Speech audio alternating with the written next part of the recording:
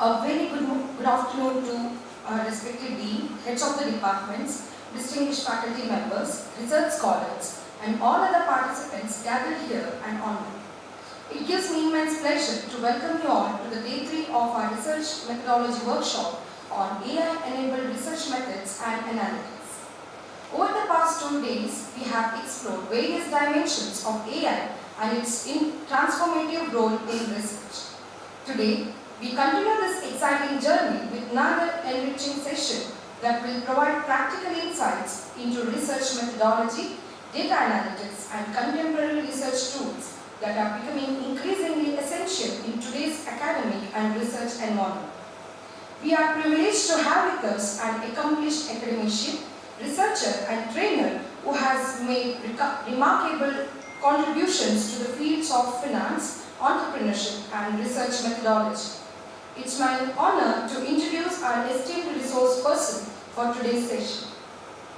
Dr. Srinivas is currently serving as an assistant professor and research guide at Enepoya Research Center for Finance and Entrepreneurship Development, affiliated to Enepoya Deemed to be University, Mangalore. She holds a master's degree in commerce with specialization in finance from St. Agnes Center for Postgraduate Studies and Research, Mangalore. She has also qualified both UGC NET and KCET in Commerce and Management and earned her PhD from Srinivas University, where she honored with an outstanding thesis award for her exceptional research contributions. She is also currently pursuing an MBA from Manipal Academy of Higher Education. Dr. Riha's research excellence has earned her several prestigious recognitions. She is the recipient of AIMS International Outstanding Young Women Management Researcher Award 2025, presented in association with IIM Shillong.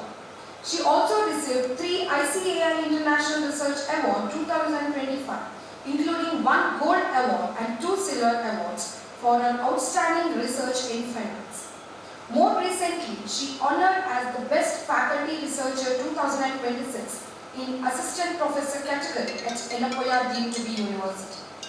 Her research interests span diverse areas including stock market participation, financial literacy, financial inclusion, Islamic finance, fintech, innovation, agribusiness, higher education, and socio-economic empowerment. Dr. Riha has an impressive publication record with more than 20 research articles and 20 book chapters published in reputed Scopus, Web of Science, ABDC, and UGC Care Index journals. She is also an active reviewer for internationally renowned publishers such as Taylor and Francis, Springer, and Emerald. She possesses extensive expertise in research methodology, bibliometric analysis using Voss Viewer, data analysis using SPSS and AMOS, research paper writing, and scale development.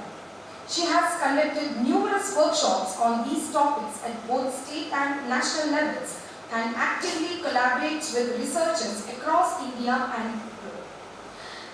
Her commitment to academic excellence, coupled with her passion for mentoring young researchers, makes her an ideal resource person for today's session. Ma'am, we are truly honored by your presence and grateful that you have accepted our invitation to share your valuable knowledge and experience with us. On behalf of Srinivas University Institute of Management and Commerce, it is my privilege to extend a warm and heartfelt welcome to Dr. S.M. Riha. I also welcome Dr. Praveen B.M., Research Director, Srinivas University, and Dr. Venkatesh Ami, Dean, IMC and IPLSL, in their absence. I also extend a warm welcome to our Research Coordinator, Dr. Shailesh Riviti, and Dr. Nikshita Shetty, Assistant Professor, Department of MBA, IMC, for their presence and support. May I now request everyone to join me in giving the esteemed resource person a warm round of applause as we welcome Dr. Riha to deliver her session. Over to you.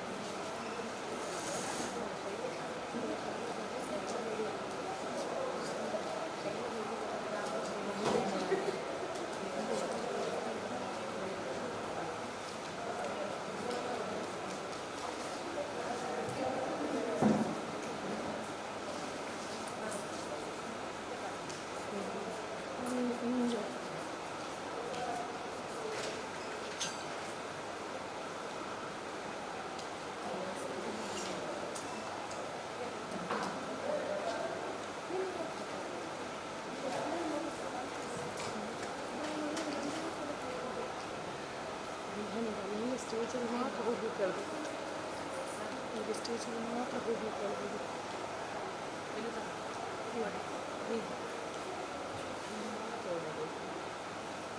ಅಲ್ಲಿ ಮಾತ್ರ ಓಡಾಡಿ slide ಸ್ವಲ್ಪ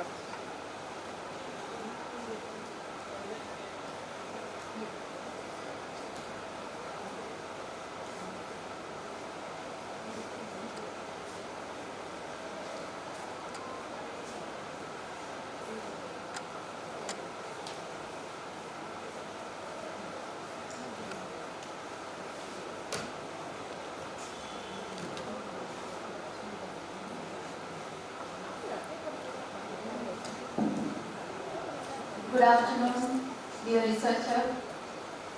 I think here we have only few, but online also I hope there are many researchers, academicians watching me. From last 2 days, there were many sessions that were held, especially bibliometric analysis, problem identification, and the role of AI that was seen. And today also we are going to continue to the literature review itself. And first and foremost, I would like to thank Srinivas University for having me here again. I was a full-time scholar in Srinivas University. Within 3 years, I completed my PhD here. And I had a great exposure. So that was the foundational aspect that I had for my research. And I am truly grateful that you all have called me again. I think this is the third time I am coming here as a resource person, and it is a great privilege to be here. Alright. Now, what did you all learn in the previous 2 sessions? Problem identification, definitely it is one of the part of any of the research process. What did you learn about review, bibliometric review? Alright. Okay. So today, what we are going to see, we are going to go with some of the advanced form of literature reviews that is very much essential to have a publication without going to the field. Now, review are those kinds of publications which does not require any kind of first-hand information. Whichever articles you have already published, considering those articles, you are synthesizing those articles and you are coming up with your own paper. But again, when it comes to the review, you have different forms of review. We are going to learn different forms of review. Along with that, we are going to go to a deeper aspects of the systematic literature review, quantitative systematic literature review, as well as qualitative systematic literature review. Then we are going to move further with the literature review section in the research paper. So this was not given to me, but I thought that this also should be added, because most of us we usually go with the literature review paper, and most of us we go with the research paper, original research paper that has a separate section of literature review. So both the things we will try to cover in today's session. But before moving on to the core of this particular session, I will just throw a light on advanced methodology so that we can differentiate that with the literature review. Okay, so these are some of the methodologies that is in trend. Again, problem is very important that you have learned in the first session. Okay.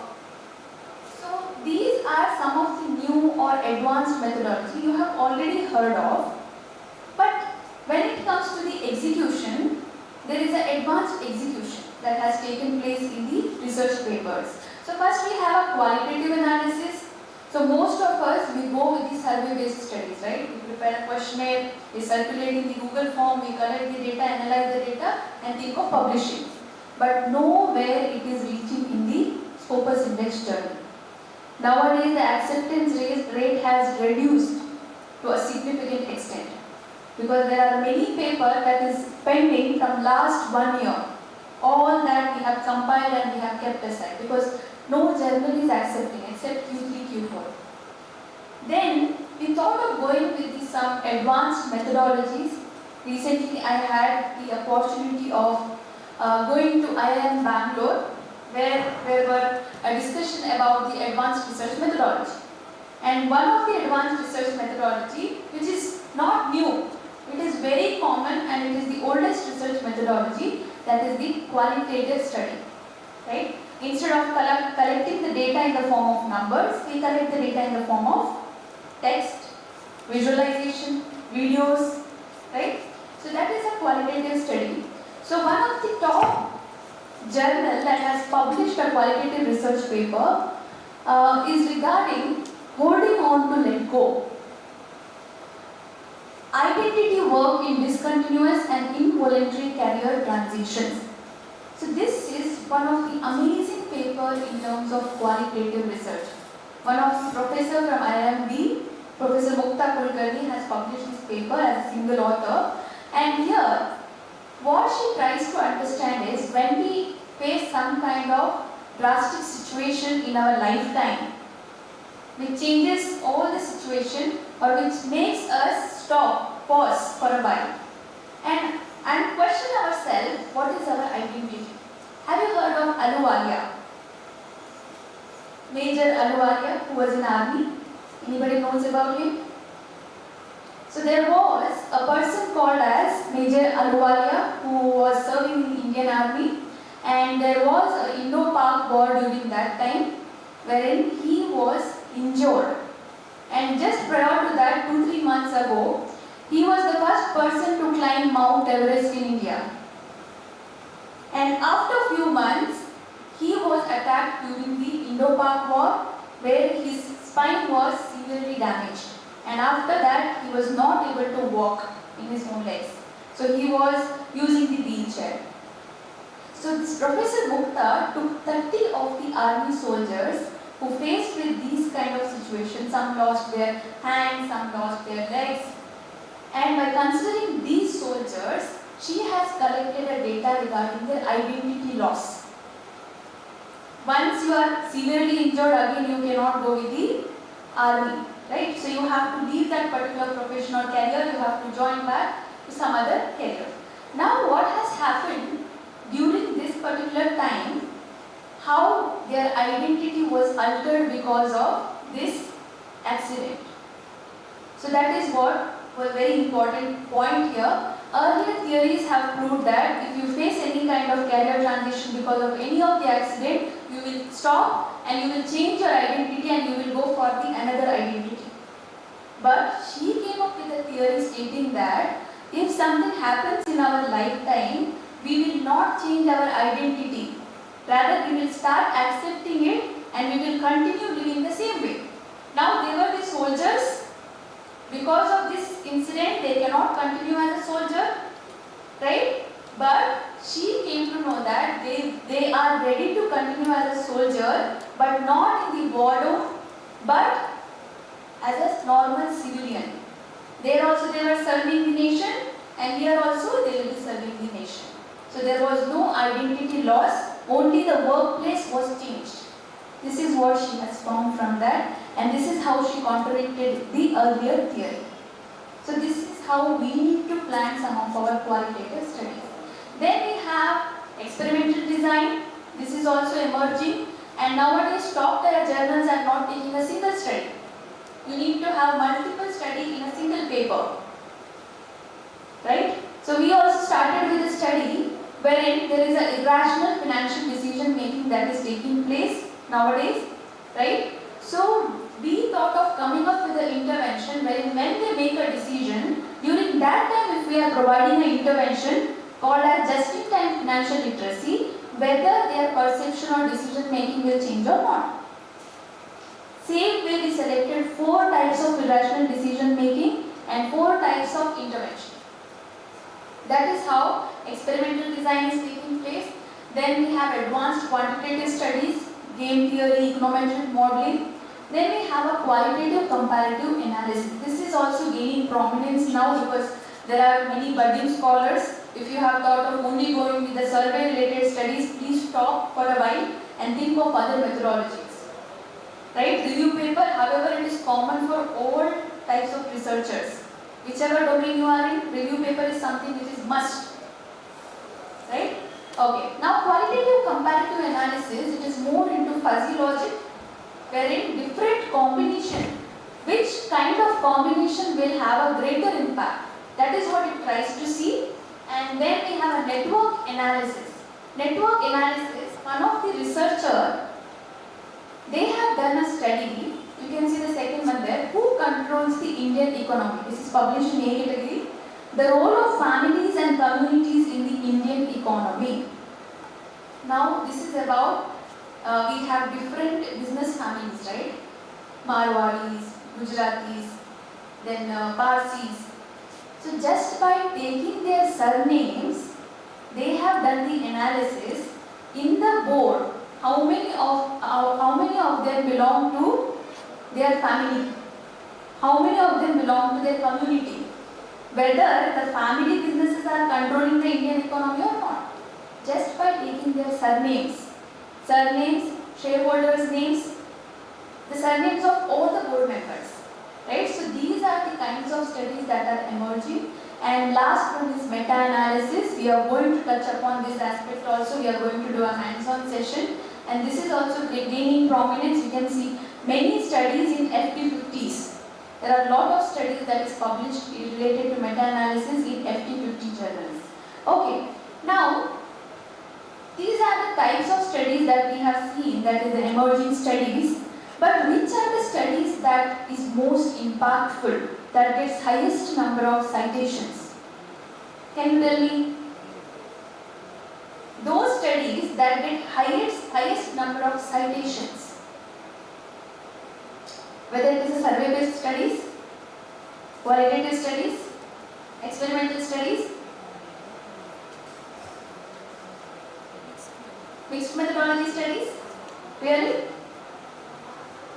The highest number of citation is received by the review paper, literature review paper, whether it is a bibliometric analysis, systematic literature review, meta-analysis, or any kinds of review paper are the most influential paper, because as a budding researcher or as a common researcher, when you want to start any kind of research problem or research study, the first and foremost thing is to do the literature review, right? When you don't have a sufficient time to do a literature review, what you will be doing? You will be identifying the literature review paper in your domain which is published recently and directly moving on to the future research direction of that particular literature review and then citing that particular paper, saying that this is my research gap. Why I have to spend 6 months or 10 months doing the literature review? I am telling this for the normal research paper. Don't take me wrong, those who are doing your PhD, there is no shortcuts. Okay, you can take this for your research papers, but as a result, as many of them refer these kinds of paper, the citation will increase. Right? So that is the reason review papers are the most influential papers, and these are some of the top tier journals that publish review papers. You will find plenty of papers and you will find plenty of FT50 journals who have published in these kinds of review papers. Okay, now let us not waste our time. We will directly move to the literature review.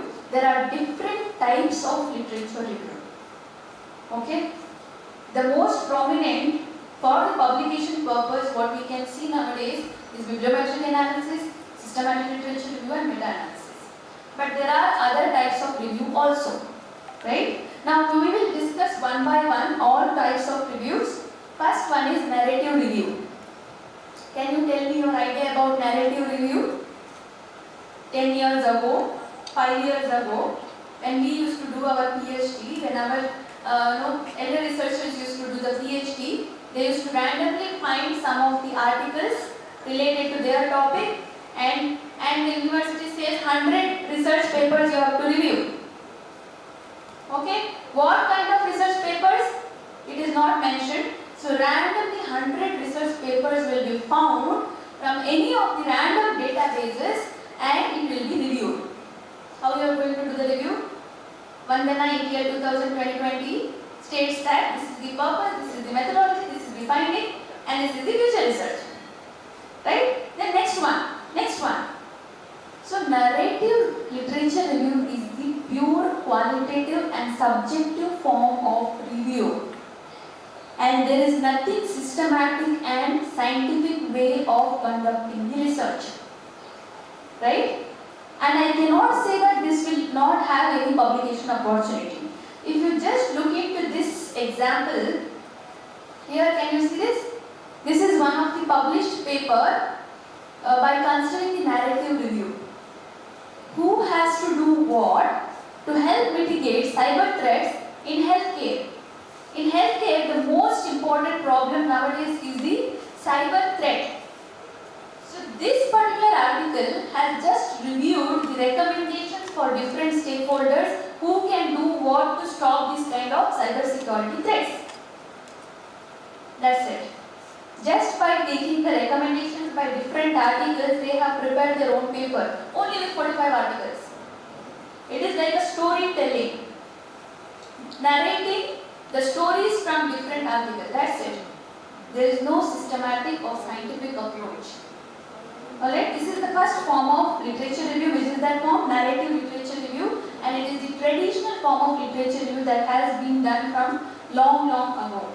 Right? 20 years thesis you just open and see, 10 years thesis you open and see, even 5 years old thesis you open and see, you will find this kind of review. Right? Okay. Now, you can see many research papers are already there. Moving on to the second type of review which you learnt yesterday. Right? You must have got a complete hold of this particular review, and earlier also we had many sessions on bibliometric analysis. Yesterday also you had learned. What is bibliometric analysis? The word itself says you are considering the bibliographic information, then you are putting a statistical technique to that, and then you are doing the review. Right? It will help you to gain a one-stop overview. You have plenty of articles published in your domain, and it will give you, conducting a bibliometric analysis is like, it will give you a bird eye view of that particular pool of the literature that has been published.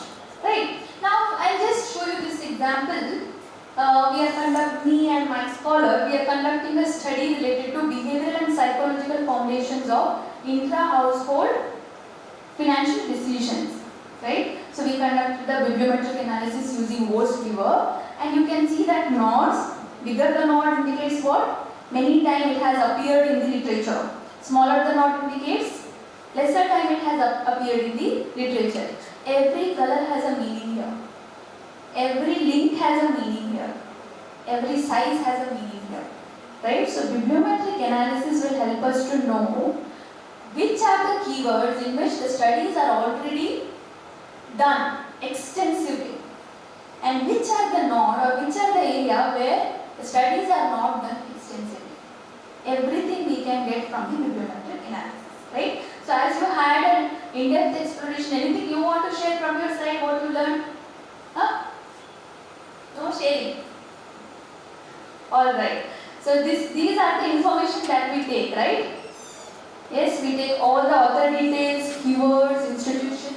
So all these details will be considered, and bibliometric analysis has two types of analysis. One is the performance evaluation, one is the science mapping. Performance evaluation is more into descriptive in nature. When it comes to the science mapping, it is more into seeing the relationship. Right? You have a post-citation analysis, right? You have a bibliographic coupling, you have a co-word analysis, co-authorship analysis. All that are more into seeing the relationship between the research constituents. Right? Yeah, so this is what you have learned. There are plenty of opportunities in bibliometric analysis also. You can see a lot of publications in the area of bibliometric analysis. Whether you belong to science discipline, commerce, management, social science, whichever discipline you belong to, there is a lot of opportunity. Opportunity was there when there was a COVID-19 outbreak. Many papers bursted out from the bibliometric analysis literature review point of view. Right? Because we were unable to go out and collect the data from the respondents. As a result, the researchers found different ways of publishing. And one of the different way of publishing was conducting a bibliometric analysis. Conducting the systematic literature review. Okay. So this is what you had learned. Right? Number of publications, number of citations, then citation analysis. So it's more into two important things. Number of publication, number of citation. right? Your influence, your output, productivity, impact. So based on that, everything is calculated. You know what is post citation analysis now, right? Yes? What is post citation analysis? If I have cited two papers together, I am doing a study on financial literacy and financial inclusion. If I am citing Juan Ruggi and Rusardi in my reference section, same way, 25 of the authors are also citing Juan Ruggi and Rusardi in their reference section. That indicates what? These two references are conceptually related. Right? That is how it shows the networks and links in the OSV work. This is about post-citation analysis. It talks about the past. Then we have bibliographic coupling, which talks about the present and future. That is nothing but I have cited these two people. Similar like me, there are 25 authors who have cited these two people. That means my work and these 25 authors' work are also same.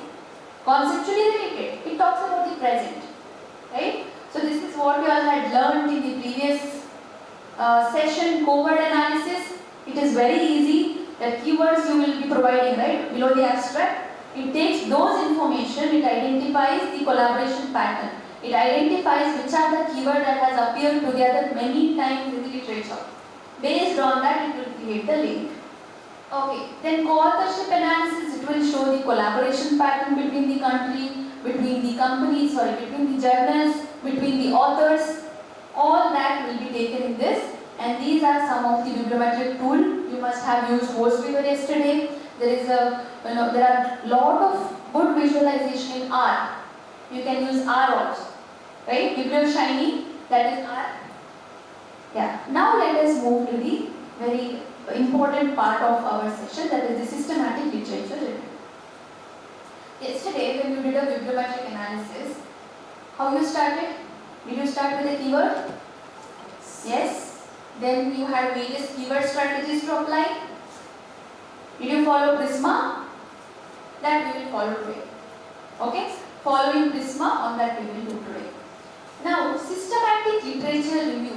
The word systematic literature review itself claims that whatever steps or procedure you are doing to conduct the literature review is highly systematic and highly scientific. That means the way you are selecting your keyword is also systematic. It's not based on your subjective judgment. It's based on some kind of scientific backing, right? And the way you are going to select the database to search that keyword is also systematic, right? And after collecting, after you go with the database, selecting your inclusion, exclusion criteria also should be systematic, right? And reporting these procedure also should be systematic, and conducting the review process also should be systematic. That is the ultimate meaning of systematic literature review. Earlier, randomly putting your keywords or title, collecting random articles and doing the review. That's it. That was the literature review, and from that, whatever you had kept in your mind as a literature review, same thing you used to claim there. But now, it will not be like that. I think they have lost the connection online. So, here what they are going to do? Here we are going to go with the systematic procedure and scientific backing. So, let us see from the execution point of view. So, under systematic literature review, many researchers consider systematic literature review as well as meta-analysis as same. Because the procedure what we are following for meta-analysis as well as systematic literature review is same, but the analysis part is different. It has two types of review under systematic literature review. One is quantitative, where you are not taking the information from the literature review. You are taking the statistical output from the literature review. That is all about meta-analysis. Okay? Then comes the qualitative synthesis. Qualitative synthesis, wherein you are taking the text from the literature review and then you are doing your literature review. Both the ways we are going to learn today. With the statistical information, with the textual information also we are going to learn today. Alright. Now, let us start with the first one, quantitative synthesis of systematic literature review. Just look at this example. In the organizational setup, if the firm is not performing well, the blame is on the manager, right? So if the manager is not performing well, that is impacting my overall business performance. As a result, if we are firing the manager, what will be the business performance, right? Earlier studies have looked into the fact of when the manager is not working well, how it will impact the business performance. Now the research question is whether firing the manager has improved the performance or not. This is the research question that was taken by many researchers. You understand the concept here? Firing of manager and improvement in the firm performance. Alright? Now here, if you just look into the result, the first section what you can see are the literatures. There are 14 literatures that have addressed the concept of firing of manager and performance improvement. Okay? And the second column what you can see is the correlation. Correlation between these two variables. Which are the two variables I discussed just now? Firm performance and firing of manager. Can I write it here? Two variables we have. One is firm performance and one more is firing of manager, right?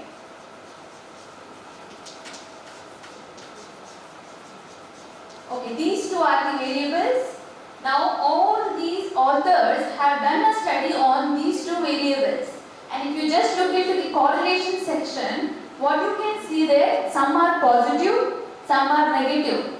It indicates some study states that firing of manager does not impact the performance, and some study states that firing of manager has improved the performance. Right? Now whom to believe? When these kind of contradictory literatures are there in your domain, now if you want to come up with the hypothesis for your conceptual model, whether you will mention it as positive relationship or negative relationship, it is a dilemma, right? In these cases, you have to apply meta-analysis. When you have a contradictory finding in the previous literature, which has both positive, negative and insignificant results, you need to go with meta-analysis type of reviews. Okay? Now what does meta-analysis do? Meta-analysis finds out the overall effect of all the literature. Earlier, many decades ago, there were many researchers who were conducting the research, and some used to prove a positive result, some used to prove a negative result. So during this time, the researchers had a dilemma which one to believe, whom to believe, right? During that time, there was a researcher called as Carl Pearson's. Have you heard of him? Carl Pearson's coefficient of correlation, right? Who has introduced the correlation, right? So he also found that some studies says typhoid vaccination is effective and some studies says typhoid vaccination is not effective.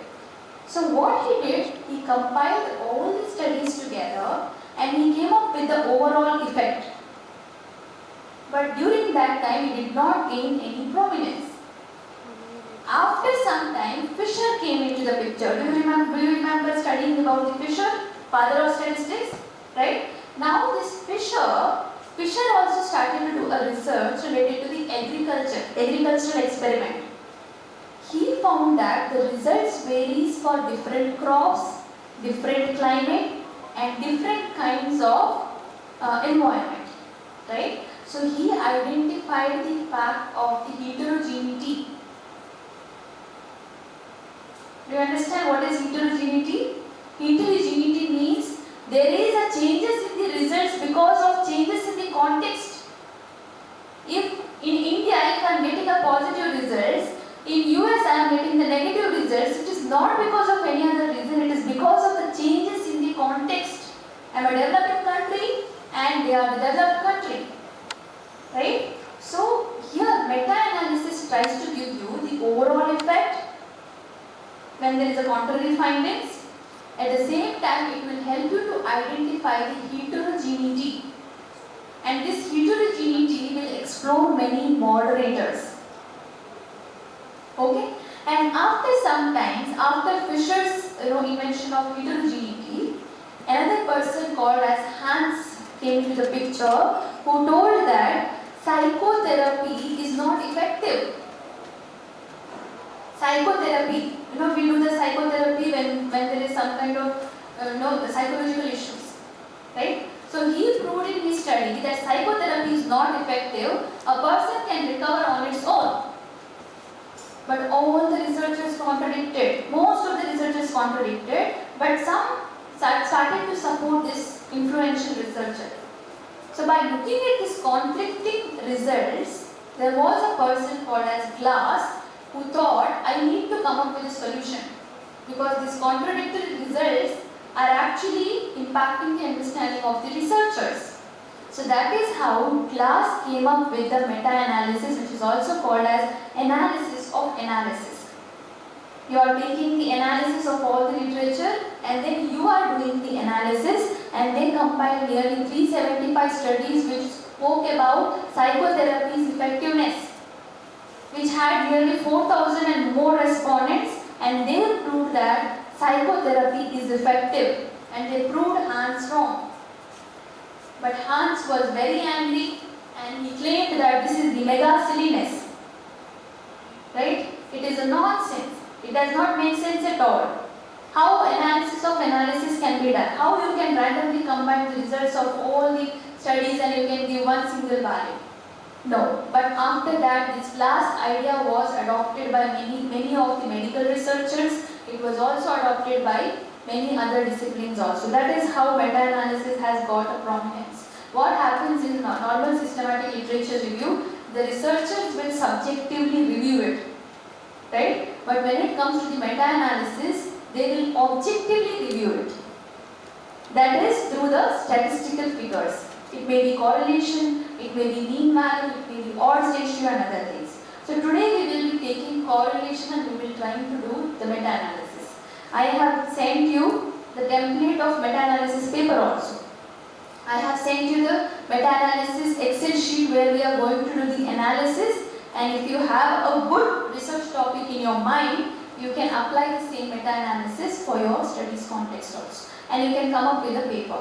So earlier also when I used to do research sessions on bibliometric analysis, the major outcome was having the output, having a publication, right, along with understanding the research rigor.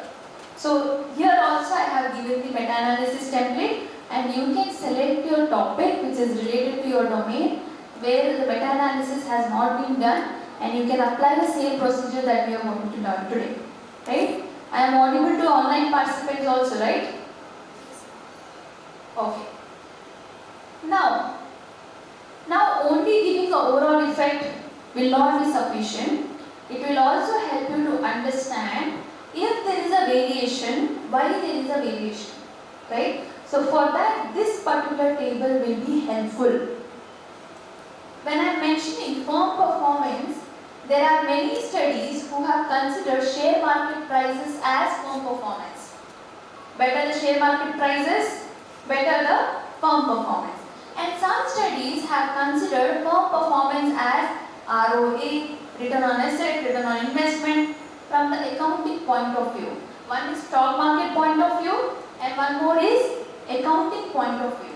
And some studies have taken firing of manager in different contexts, such as it is a forceful removal in some cases voluntary removal. Now, after identifying the overall effect, whether it is a significant, can you see that R value 0.076, right? It is significant. But again, if we are dividing the studies into two different segments, we will identify the important pattern. You can see as A1 row, where the first one is event studies using stock market data, where they have measured firm performance using market price. And second one is studies using accounting data, where they have used the firm performance using return on asset, Tobin's Q, return on investment, all that. Now, can you tell me for whom it is significant? Those studies who have used share market data, whether it is significant, or those studies who have used the accounting data, it is significant. Can you see that R value 0.099 star? That indicates that the stock market prices has seen the variation because of the firing of manager. But actual accounting performance has not seen any variation. This is what you will find from the meta-analysis, which is not possible in doing a single study as a cross-sectional study, right? And look at the second one. Dismissal specific means forced removal. Forcefully they have removed the manager, and turnover in general means voluntary removal. Voluntarily they have left, right? Now in this case, where it is having high impact, forced removal, right? So wherever there was a forced removal of the manager, the firm performance was more. Whenever there was a voluntary removal, firm performance was less, right? So this is how our meta-analysis will be helpful to identify the contradictory findings in different literature. Okay? So this is one of the very important form of literature review that you will find, and it is different from the narrative literature review because we are going with the systematic and scientific steps. Yes, so these are the very important reason why we go with the meta-analysis. If we are doing a single study, we can max to max collect 400 or 800, right? But when we are doing a meta-analysis, we are collecting the different literature and we are adding the sample size of different literature. Imagine how much sample we can have, right? So this is why we are going with the meta-analysis, and when we have a contradictory finding also we go with the meta-analysis. It increases our statistical power. Increasing our statistical power means what? Increasing the sample size. When the sample size is more, sampling error is less, right? So that is how it will be helpful. So what is the precondition for applying meta-analysis? This is very important. First thing, there should be plenty of study available where you are doing a study. For example, if I want to see the financial literacy to financial inclusion, let us forget about financial literacy, employee motivation to employee performance. I am doing this study, and at least there should be 12 to 40 articles already published by taking these two variables together. Okay? And there should not be any meta-analysis published related to this study. There is no point in doing the same study again. This is the very important part. That is the first condition. And the second condition is the conceptual homogeneity. They should have tested the relationship between employee motivation and employee performance. Every article should have this. It's not like it is a moderator or it is a mediator, you cannot take that. Two must have a relationship. Then the third criteria is the sufficient comparable studies, which we have already discussed. Then quantitative data availability. Whatever studies we are extracting, it should have a statistical values, because we are going to take these statistical values. Here in social science context, we are going to take the correlation. We are restricting ourselves to correlation. That means there should be a correlation between two variables of our interest. Okay? And the sample size also should be there. So it clearly indicates we cannot take qualitative studies for meta-analysis. We have to take the primary studies that has the quantitative analysis. Okay? Then we need to go with the systematic search strategy. So these are the preconditions and these are the steps to conduct the meta-analysis. We will be going one by one. First one is formulating a research question. I think this was there in the yesterday's class also. The first thing, you have to go with the having a research question. But for meta-analysis, you need to ensure, if you are going with the correlation, you need to have a independent variable, dependent variable, and moderator is also allowed. You can also take mediator, but that is the advanced form of analysis. For that, you have to take some of the advanced statistical software such as Stata, R software, even SPSS also can be used. But for mediator you cannot use SPSS. R can be used. Okay? Yeah. Next one is systematic search. This is what you had done in yesterday's session. We are going to do that again. Then data extraction. We have to extract the sample size, correlation value, then the moderators of the study. We are going to do that hands-on. Then choosing the statistical model, I will explain that. Analyze the data. See, I will just sum up within 3 points regarding the meta-analysis. We are conducting the meta-analysis to first see that when there are contradictory findings, what will be the overall effect that can be considered. We are going to calculate the overall effect. This is the first thing that we are going to do. Second thing, we are going to assess the heterogeneity. That means whether the study has heterogeneity. See, there will be heterogeneity because of the sampling error in some cases, right? But there will be actual heterogeneity because of some kind of moderators. Because it may be that we have collected the data from developed countries also, developing countries also. Maybe because of the context there is a variation in the results. We must have taken public company also, private company also. Because of the sector there may be variations in the results, right? So what is that hidden pattern? We can identify that through meta-analysis. Okay? So finding the overall effect, identifying the heterogeneity, and third part is exploring the moderators. So these are the main aim of doing the meta-analysis. So I think this also was done PICO. When you actually formulate the question, you should go with the PICO framework. But this PICO framework is highly applicable for medical related research, wherein you are taking a population and intervention. There will be intervention like a medicine. Sometimes they will come up with a medicine, they will come up with some kind of mobile applications, right? Then there is a comparison. There should be comparison between two groups. This is specifically for experiments. PICO can be used for the experiments, but we generally go with the random research question. I will give you the example of that. See, these kind of research questions has to be formulated for meta-analysis. You can see what is the impact of pedagogical agents on learning? What is the impact of virtual reality on learners' motivation? So these kind of research questions should be formulated. Now we are going to do that. I hope you all have come up with your own research question. I hope it was put in the group yesterday. So along with me, you will also be starting with your research question. Okay? Yeah. You can see some of the research papers where they have formulated the research question. This is the research paper where they did not formulate the research question at all. Directly they went with the conceptual model. The study was more into assessing the relationship between service marketing mix and customer engagement. And they have formulated this conceptual model straight away without the research question. This is one of the type of research question formulation. Second one, you can see here they have given research question also and hypothesis also. Both are provided, and here you can give a hypothesis. Why you can give a hypothesis? Because you are actually testing the relationship. By considering the sample of all the articles, you are actually testing the relationship. You can propose the hypothesis.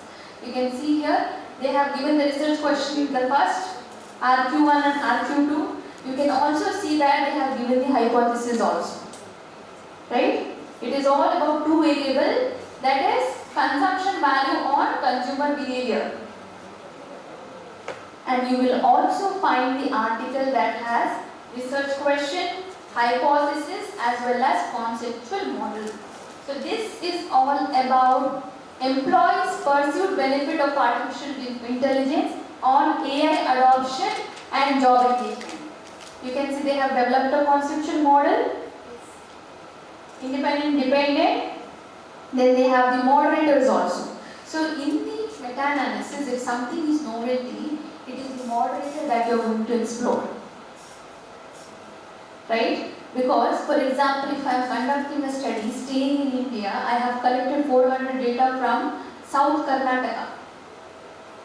Okay, whether I can prove that there is a differences in developed countries and developing countries just by my study, it's not possible. So when I am compiling a study from different countries, different regions, I can find these moderators, which is not possible in a single study. It is possible in this type of review called as meta-analysis. Right? Okay. So here also they have done, and here they have formulated research question, and they have formulated hypothesis as well as conceptual model. And it is not called as conceptual model in meta-analysis paper. It is called as what? Meta-analysis framework. Okay, so this is the first step. We are also going to do that. I hope you have some topic in your mind. Okay, yeah. So systematic search. Second step is to go with the systematic search. You have to identify which database is suitable. Okay, you can go with any of the databases, but if you want a publication in a good journal, you have to select a good databases.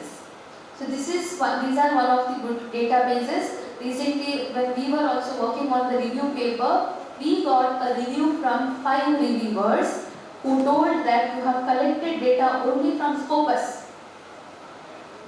You need to collect data from different databases to claim that this is your research gap. If I am not taking many literatures from different databases, that means I am avoiding some of the literature, some of the research papers which has given an interesting findings. That is the reason they ask us to go with the multiple database. Don't restrict on a single database. Go beyond one database and collect the literatures from the different database. Okay? Yes. Now let us start with a practical example. So our literature review, systematic literature review as well as meta-analysis will be based on this example. So this is the paper that we have submitted recently. It is regarding workplace incivility and knowledge hiding behavior. There are plenty of articles on this. There are many primary data study that is available on this particular two concepts, and there are no meta-analysis published taking these two concepts. Okay. Now what we planned of conducting a meta-analysis by considering the above moderators. Now let us understand this concept, because understanding this concept is very important to interpret our result. How workplace incivility leads to the knowledge hiding behavior. What do you mean by workplace incivility? It is nothing, for example, if a co-worker is rude to you. Okay, you start a day by greeting that particular co-worker, but that co-worker did not greet you back. You felt humiliated, right? So it is called as co-worker incivility. Same goes with the supervisor.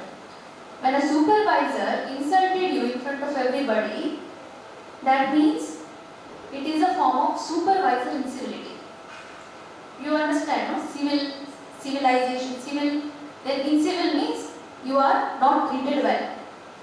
Okay? Same goes with the customers.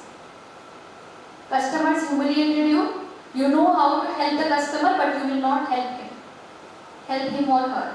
That is the concept of knowledge hiding behavior.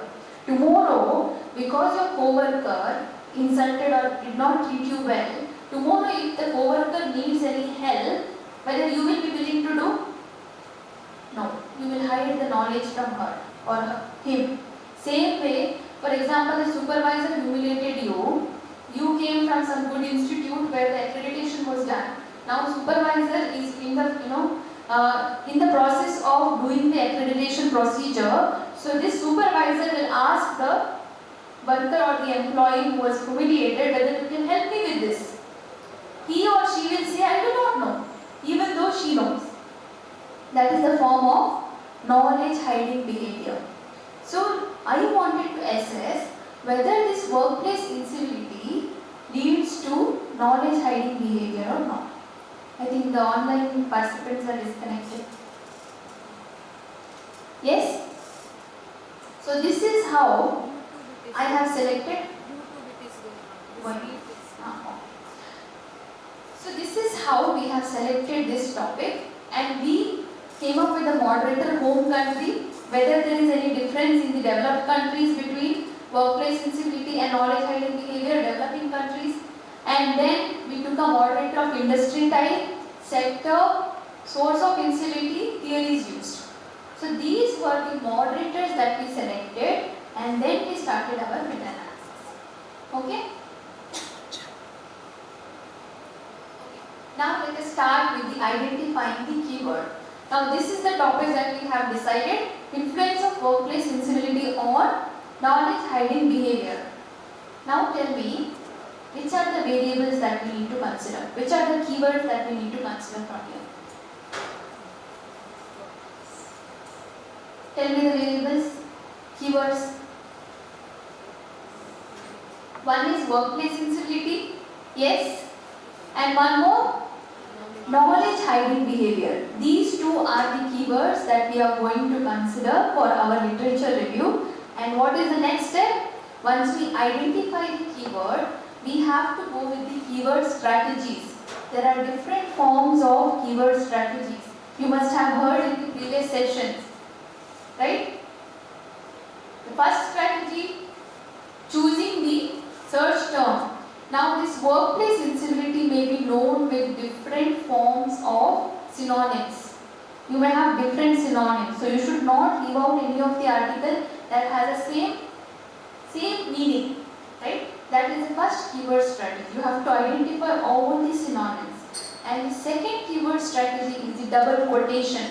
We have to talk in that language in which the database understands the language, right? So the double quotation is the second important keyword strategy. For example, workplace incivility has how many words? 2 words.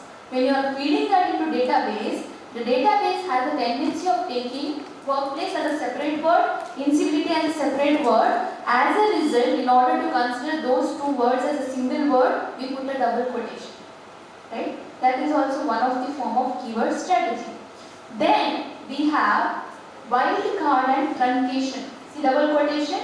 Then we have truncation and wildcard. When do we use this truncation and when do we use this wildcard? See, there are many words that has the extended forms. For example, we have a therapy, we have therapists, we have therapist, right? So in order to grab all the literature that are related to this particular word, after that particular word we have to use the asterisk mark. That is what they have done here. You can see there after therap they have put star mark, either star mark or question mark or dollar mark. Anything is fine. That is called as truncation. Another important keyword strategy is the wildcard. Wildcard we use when we have different types of English. We have American English, we have British English, right? Some use for organization Z, some use S.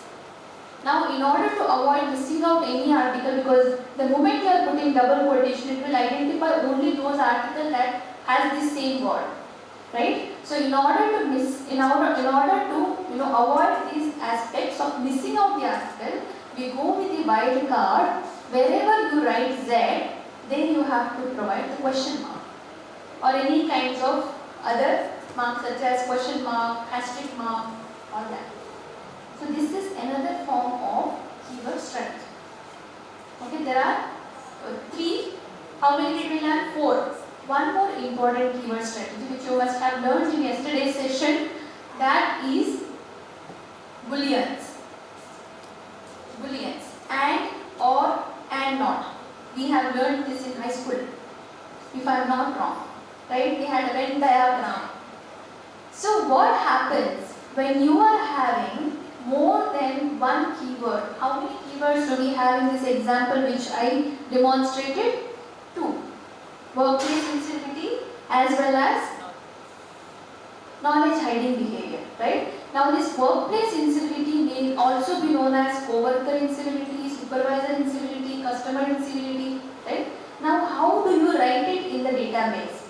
You have to use or when you are referring to synonyms, or between the synonyms.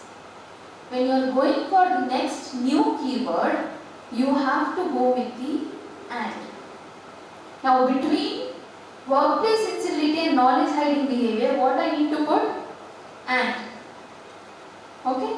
And not. And not comes when you are getting other keywords which is not at all related to your study, and every time you are doing a search which is keep on appearing, in that case, in order to avoid that keyword, use and not and then that irritative keywords. Okay? So this is how you use the booleans. Now let me demonstrate all this. Can you open the file which is sent to you now? Can you open this second file, review scoping document template? Online participant, whether they can see the screen? Yes, sir. They can see. They can see. But why it is not showing here? Duplicate.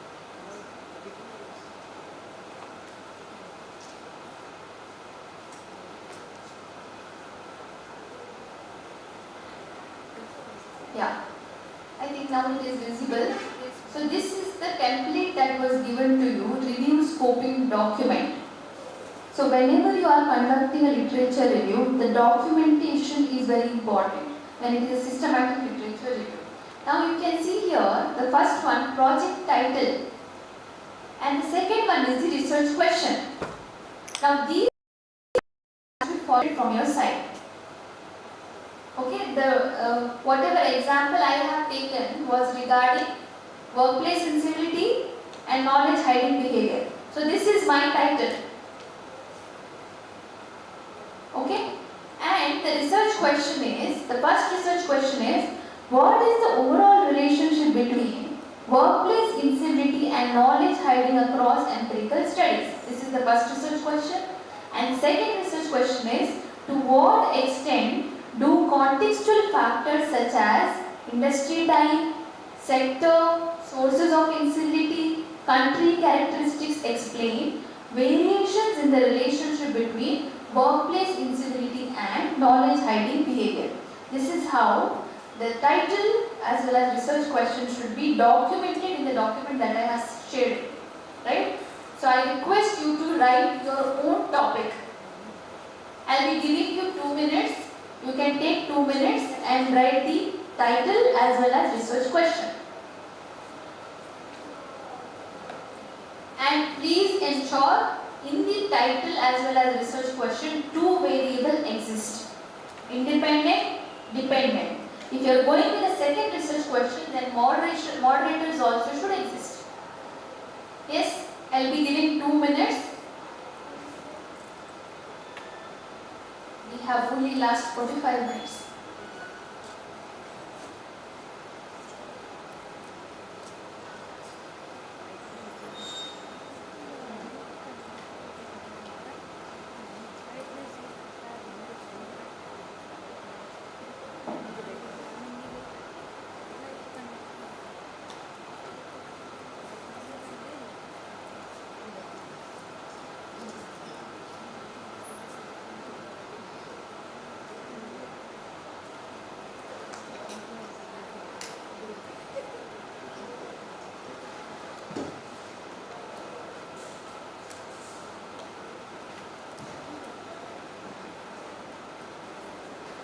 This procedure is same for systematic literature review, that is a qualitative systematic literature review, as well as meta-analysis.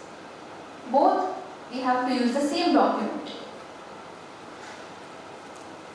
Okay, is it done? Research question and the title. Once these two are done, the next step is to identify the keyword that we have already identified, and we have to come up with a keyword string using all sorts of keyword strategies that we have learned, right? Using synonyms, using double quotation, using truncation and wildcards, and using the booleans. Okay? Now let me show you how we have to write that. Keyword string. Can you see the first one? You need to first record the date of literature search. When you search the literature in the database, this is very important. This is why it is called a systematic literature review. Everything should be reported in the methodology section of your review paper. So this is the date. Then you need to also mention from which databases you have extracted the literature. Web of Science, Scopus, ProQuest. If you want, there are many more. You have to clearly mention which are the databases that you are going to extract the literature. Okay? Now comes the very important part. You can see this table. Here you are mentioning which is the database, and here you need to mention the database and the keyword string. So this is the keyword. What we used to do, putting the title, impact of workplace incivility or knowledge hiding keyword, directly putting that into Google Scholar. Right? It will give you all the irrelevant article all together. It will give it to you. Right? But this is the actual strategy of extracting the literature. Okay? So you can see this is the first one. Why did I use or? Or is for synonyms, and is between the variable. You are segregating workplace incivility with the knowledge hiding behavior. So this was the keyword strings. All these things will come in the database itself. You don't have to worry about that. You just have to formulate this keywords. Now how do you formulate this? First strategy is to look for SLR paper in this concept. There are paper which is published just by taking workplace incivility. So I will just demonstrate you how you can use AI for keyword string. Can you see this article? Workplace incivility. So this is one of the review paper, workplace incivility and turnover intention. What is our topic?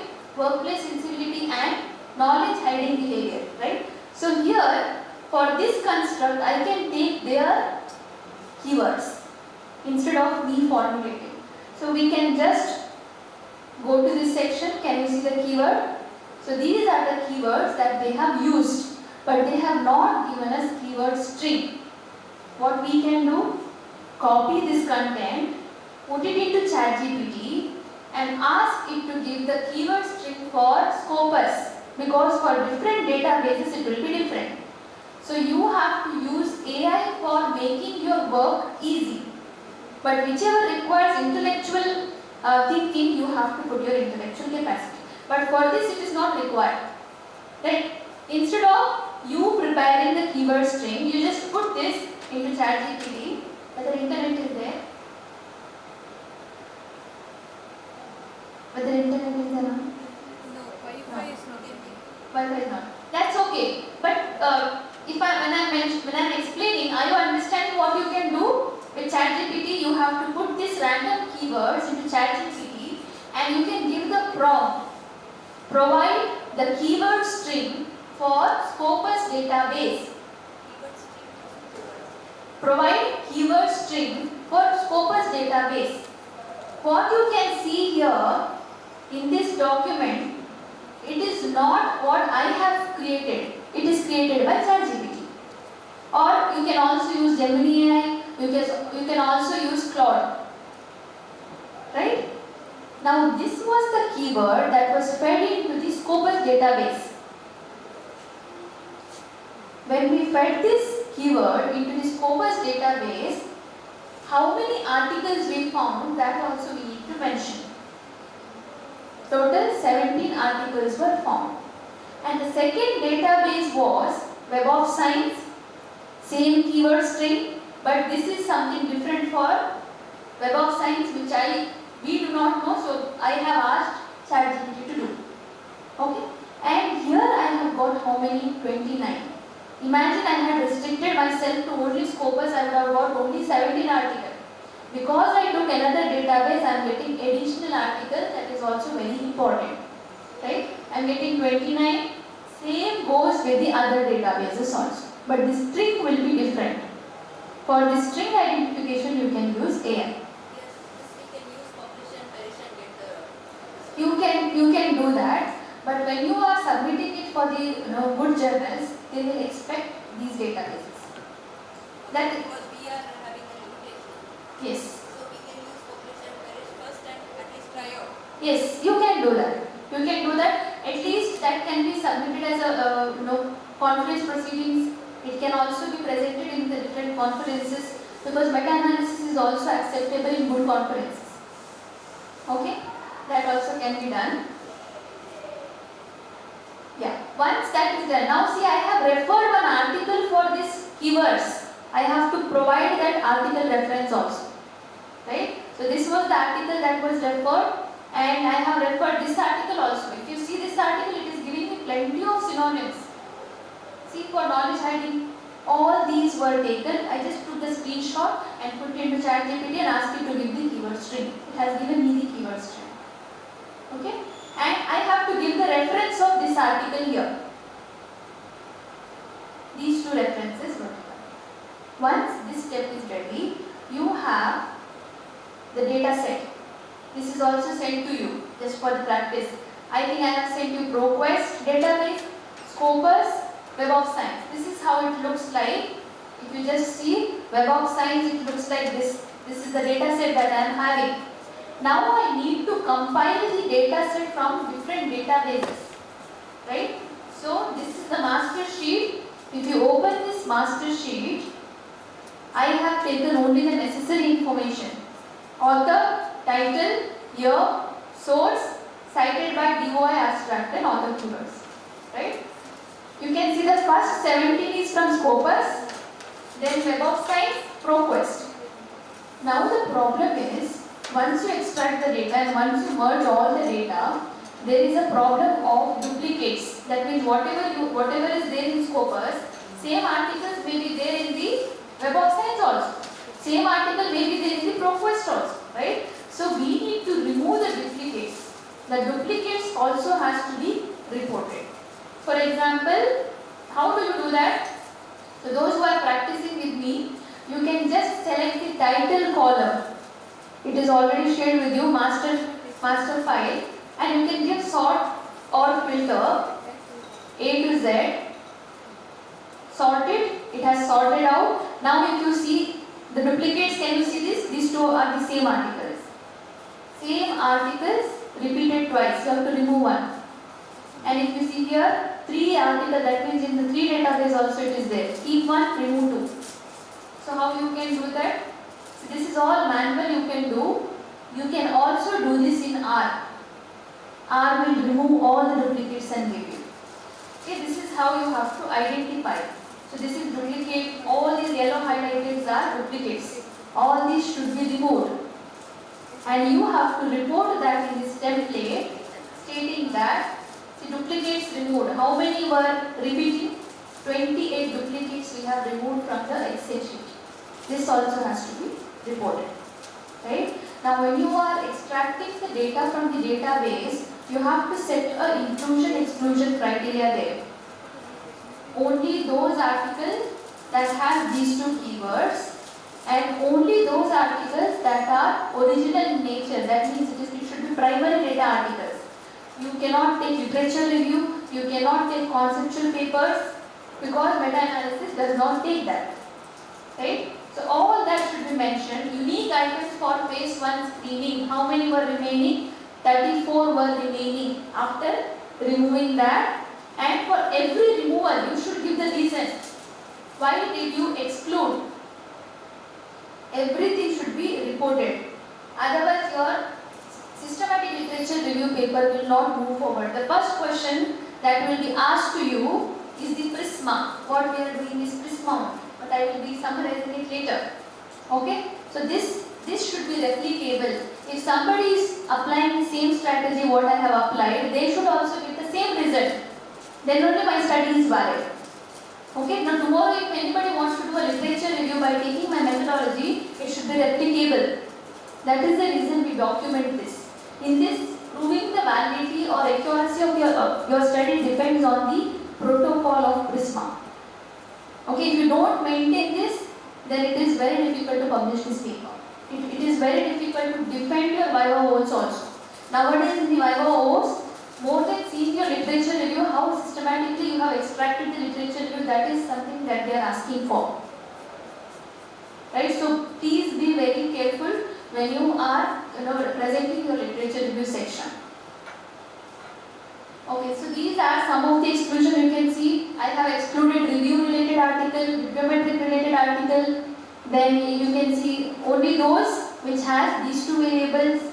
Then knowledge hiding examined as the reverse causality. See, reverse causality means here they are checking whether knowledge hiding has impact towards workplace incivility. Reverse. These articles are not taken.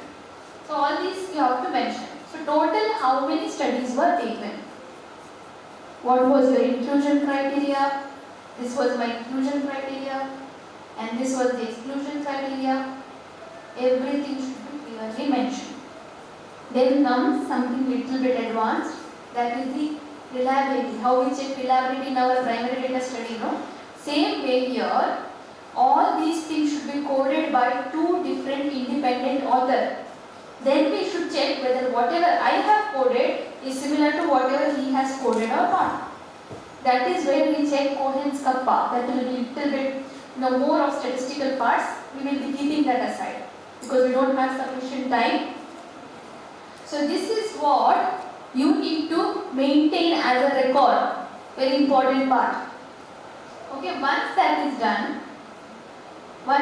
done, you have to screen the study based on the title and abstract. You have removed all the duplicates. You have applied all the inclusion exclusion criteria. Next part is to ensure that the title as well as abstract is telling what exactly you wanted to study. Okay, screening is very important, and this is another form of data literature extraction. You collected from the database, right? Again they will ask, why did you do backward citation and forward citation? See here, backward citation is nothing but you are identifying the most important study out of the whole thing that you have extracted, and you should check the reference sections of that. So whichever is related to your study, those literatures also should be extracted. Then we have forward citation. So here what you are going to do is that same influential study who has cited this particular study, their work also you will be looking through, and whichever is related to your study you should be adding that. Right? So there are many very specific details that needs to be added. Right? Okay. Now coming to the most important part. This is common for all types of systematic literature review. Even scoping review also go with the SLR. So this is the most important part. Every reviewer will screw you in this part, that is the prisma. Preferred reporting items for systematic review and meta-analysis. So the same procedure is followed for meta-analysis as well as subjective systematic literature review also. And what we are going to do here. So this is the Prisma template. If you just search Prisma 2020, you will get the template where you can edit your results. So you have to clearly mention which database you used, what was the keyword that was applied, what was the inclusion exclusion criteria you applied, how many duplicates were found and how many duplicates were removed and how many were retained in the end. So it has 4 segments. One is identification of your keyword, database and other related things. Second one is screening. You have to screen based on inclusion exclusion criteria. Then the third one is eligibility. This is when you are looking through your abstract as well as title. Then finally the inclusion. Okay? So this is how the Prisma will look like. And they have published, I have shared this also, they have published this checklist. All these things should be reported in the paper. Okay? So here title, in which page number you have mentioned, and your abstract, which page number you have mentioned, and your method eligibility criteria, your inclusion exclusion criteria, which database you have used, what is the search strategies, and where it is located in your paper. You have to provide each and every citations. This is the Prisma guidelines for any kind of systematic review. So along with the literature review paper, you have to attach this also. If you have not attached in the first revision, they will ask you to give this. If you are not giving, desk reject. So this is how systematically it should be taken. That is why it is called as what? Systematic literature review. Okay, there are plenty of things in this. All this has to be filled. Yeah. So this is all about PRISMA guidelines, which is common for all types of systematic literature review. Now comes the data extraction. Now we are going back to the meta-analysis. How do we extract the data from the literature? So shall we start? You all have the laptop with you? Shall we? Yeah. Yeah. Are we taking a break? Okay, we'll take a 5 minutes break. We don't have much time. This is half an hour more.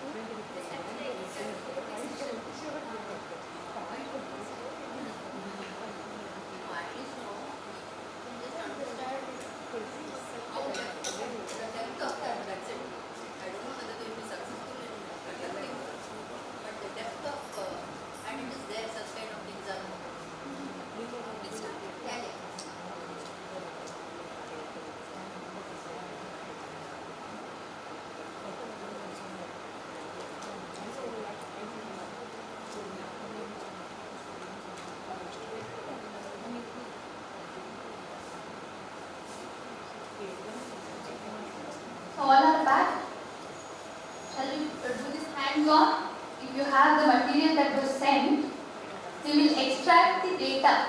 We will extract the data from the article.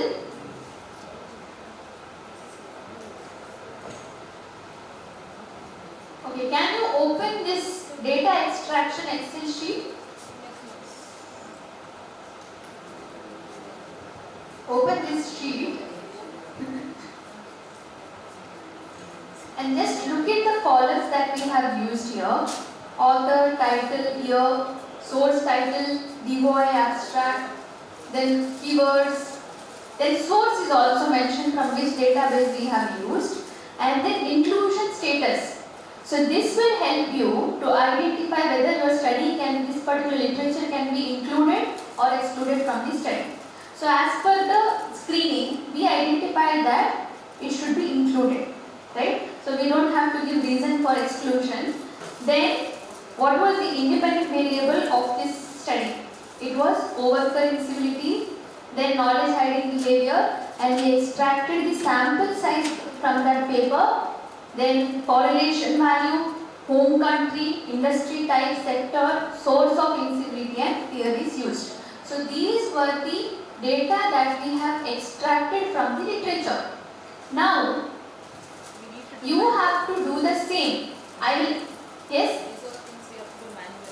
You have to manually feed. Okay, there is some AI that can be used using our software, but it is not that authentic. I mean, it has not built up that kind of features to manually do it.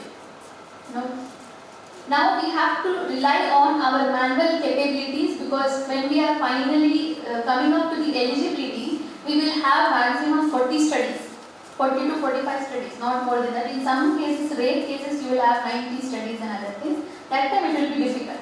But here, we had only few studies. Now I have shared you one document of UETL 2020-22. Can you open this PDF? Can you open this PDF? Yes, so this is the article. Now you have to feed this Excel sheet which is sent to you.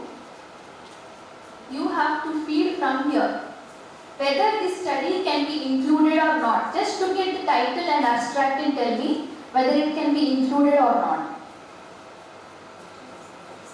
Whether it has both workplace incivility and knowledge hiding behavior, then you can mention included. Included. Okay. Then reasons for exclusion not applicable because we are including it. What is next? What is the IV of the study? Independent variable. Look at the PDF. What is the independent variable? Workplace incivility. So you can copy and paste workplace incivility here. What is the DV? Knowledge hiding behavior only. We can copy and paste it here. Okay. What is the sample size of the article? Look at the article and tell me how many samples they collected. See here, at this stage 323 questionnaires were received back, out of which 290 were filled. That means what is our sample size? 290 only. Okay? 290 should be selected and recorded here. 290. Then what next? What else we need to find? Correlation. We need to find the correlation.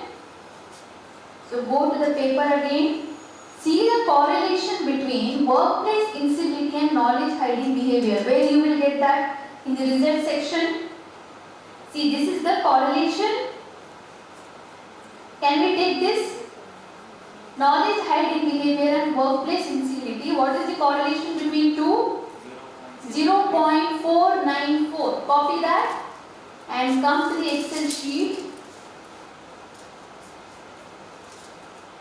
So this is the correlation, and where this study was done. Home country of this study.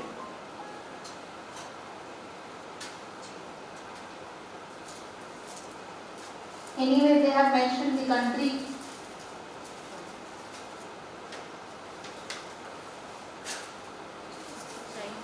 Okay?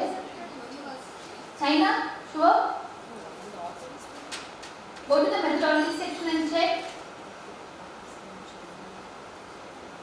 It's Pakistan. Pakistan. Author may be from China, but they may collaborate with other people and they may do that. So this is from Pakistan. So copy that and paste it under the home country. Next, industry type. Which kind of industry was this? Higher education. Higher education, right? So we have to type higher education there.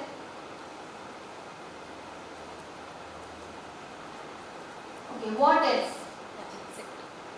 What else we need? Sector. Have they mentioned public or private? Which one? Public sector. So it is a public sector recorded as it is. Then source of incivility was from whom? Whether from the co-worker, whether from the supervisor, from whom that particular incivility was.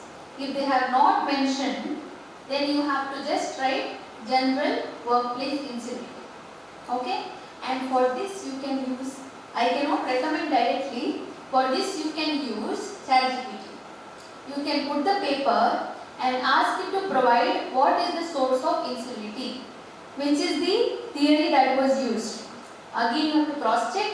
That is one of the responsibility of the researcher. You can use AI, you can use whichever forms of AI, but you need to cross check. Okay? So this is very important. So I will just write general source. Then which theory they used? Which was the theory that they used?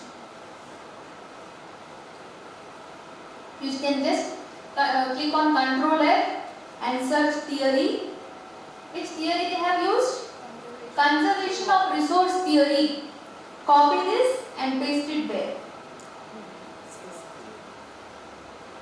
Conservation of resource theory. So this is how you need to extract the data from each and every literature. Same goes with all types of literature that you have downloaded. Okay? And very important things, full text is very important. Full text. If you don't have a full text, you have to reach out to the corresponding author. You have to get the results. You have to get the literature. And in some paper, there will not be correlation mentioned. In that case, they will provide the data set. Most of the studies nowadays are providing the data set. Download that data set, calculate the correlation manually. We have done that. So you can see here. This is the paper where correlation was not at all mentioned anywhere, but they had uploaded the data set. So we collected this data set and that data set looked like this. So this was the data set. So we took the workplace incivility and knowledge hiding behavior, we took the sum of that, average of that, we calculated the correlation. So this is how it has to be done. Okay? So this is very important. Anything else I missed? Yes, you asked about coding, right? So this is how the coding should be done. Now you identified a theory, right? In some cases what happens, randomly the researchers will select, they extract the data. So in order to avoid this randomness, biasness, carelessness and other things, two people will be coding. If both the people for the same paper have given the same theory, that means it is reliable. For this, there is a separate code has to be calculated called as inter-rater reliability coherence kappa. That you can do using R. We are not going to touch upon all that. Okay, this is regarding the inter-rater reliability. So this is the code that we usually use. This is how the code has to be fed. Yeah. So are you clear till here? Now we are going a little bit fast. So far it is clear, right? Because this is most important. Analysis will take you only 2 minutes. This will take you 6 months. If number of literatures are more. Okay, that is the complication of literature review. And effect sizes. Moving on to understanding some of the part of analysis, I am not going to go deeper into the statistical calculation. Whichever is required for the interpretation, we are going to touch upon that. Now, effect sizes are something very important in meta-analysis. For social science people like us, we rely on correlation. Medical science people rely on mean and standard deviation. We don't rely on that. We rely on correlation, like how we extracted the correlation, right? Same. And this is how we are going to do. This is what we did. Right? From correlation matrix, you can see how the correlations are taken. And this is for the medical science people. Most of the medical science will be taking the experiment group, control group. Mean value of experimental group and mean value of control group. By taking this, they do the analysis. We don't do this. We do this analysis when we are taking the experimental studies only. If you want to prove whether case-based teaching method is better or lecture method is better, in that case you can apply this one. Okay. Now this is how they have presented in the paper. I will share all the sample papers with you. You can see this backward forward citation they have done.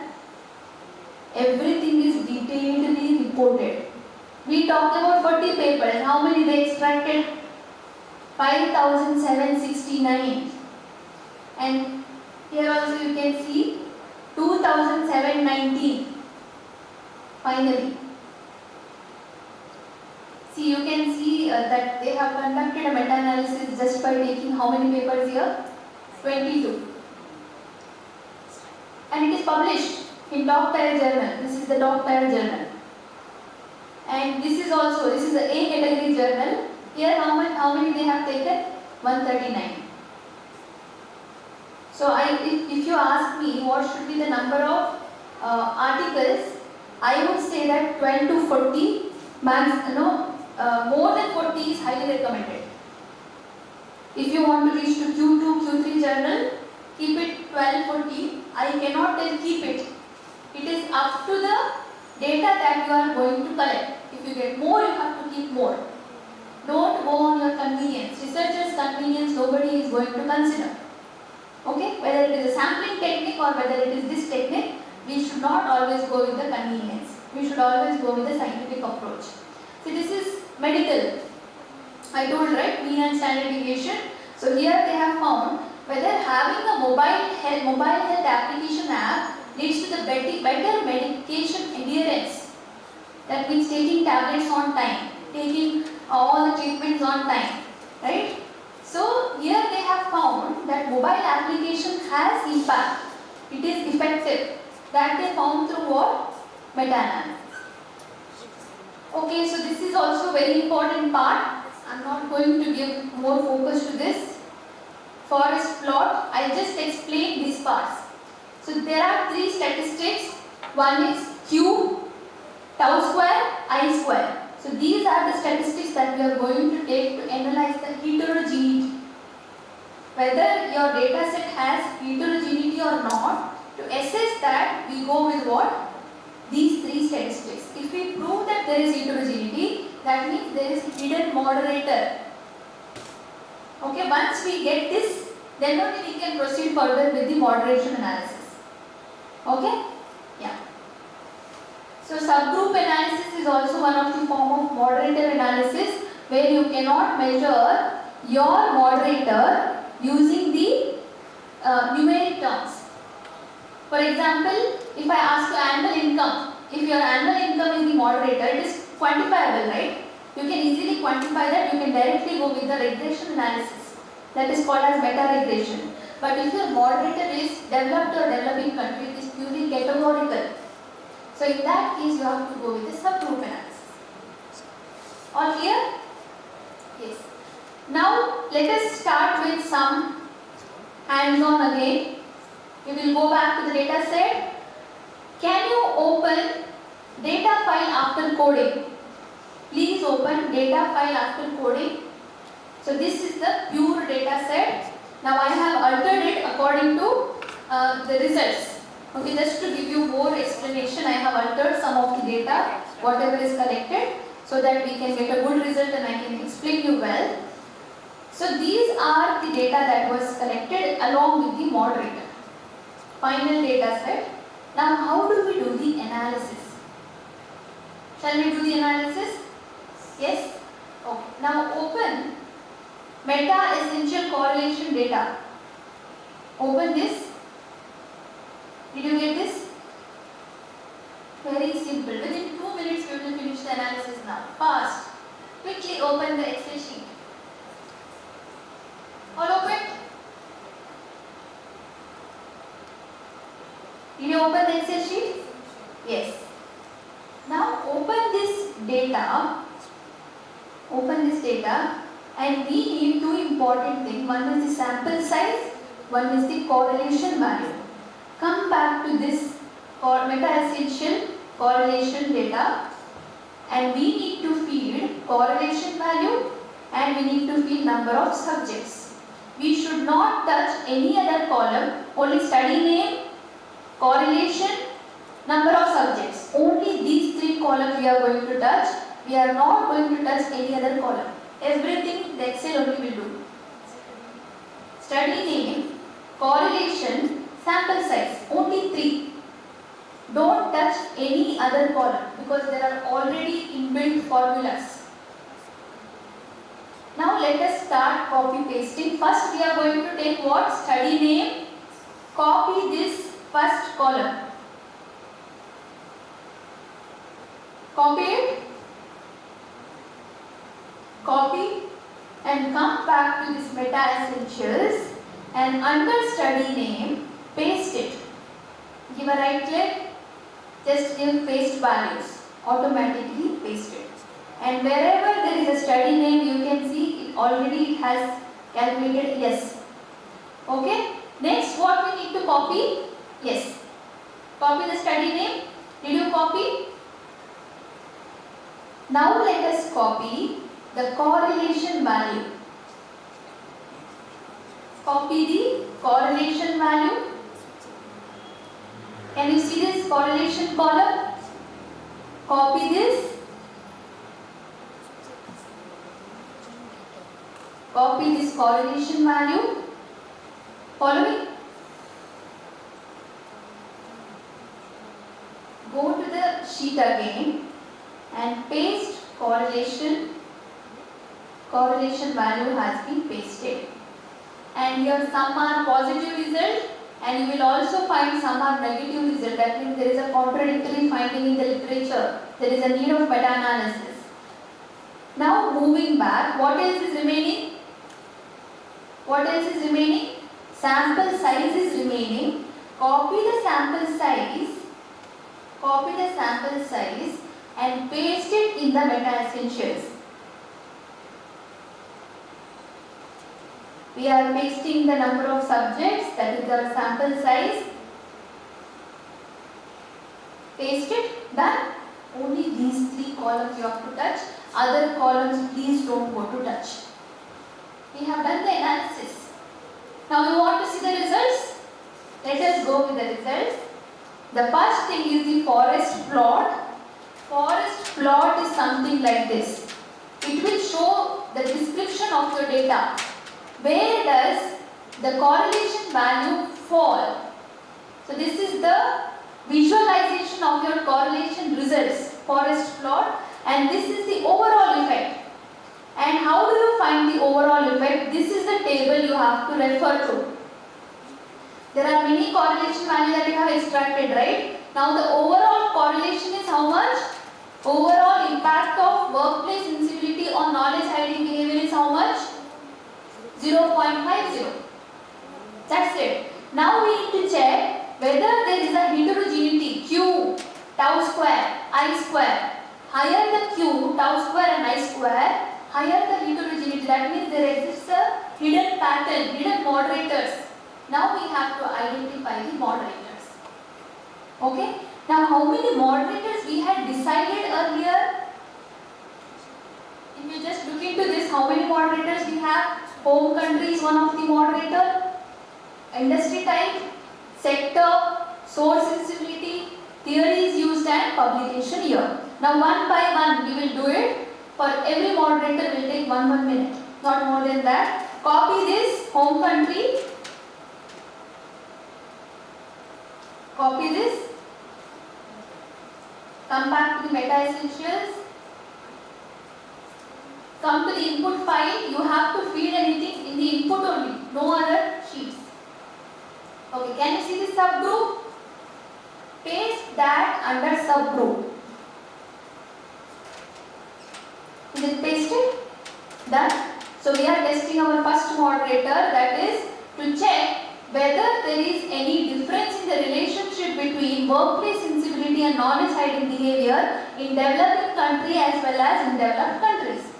Now let us go to the third sheet, subgroup analysis. Click on subgroup analysis.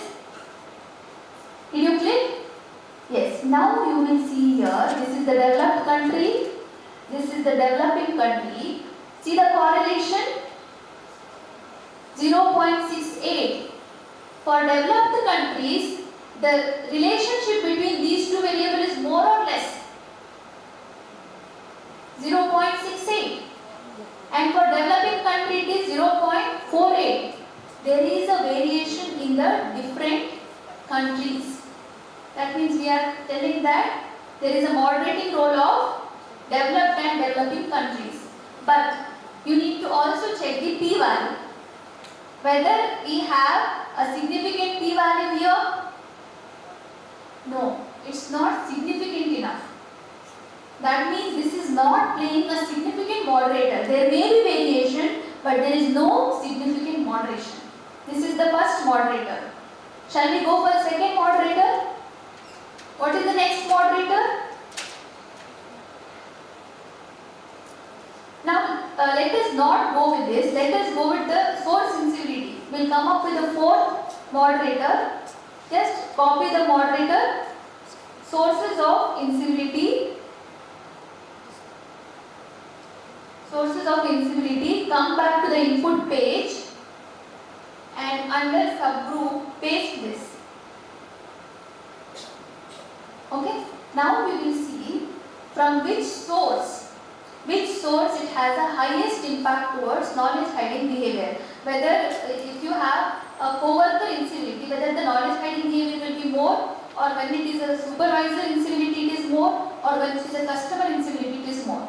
We will see where it is more. Go to the subgroup analysis and tell me where it is more. This is co-worker, customer and supervisor. How much is co-worker? Highest correlation 0.65. That means when you get a incivility behavior from the co-worker, you will hide knowledge to a greater extent.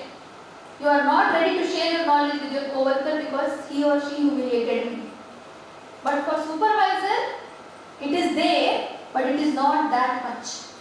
You are always in the need of, impressing your supervisor. Okay, this is not what I am telling, this is what studies are telling, right? But in case of customers, not significant at all. Because whatever customers do, we are good with them. This is the hidden pattern that we could not see in a single study. Is it possible for us to take the responses from the co-worker, supervisor as well as customers all together? In a single study, it's very difficult. But what we have done in the meta-analysis, we compiled all the studies having a differences in the sources of incivility and we have found this. Okay. Last we will do the theories. See, some studies have taken it from the social exchange theory point of view and some studies have taken it from the conservation of resource point of view. Okay. Where some perceive it as social exchange.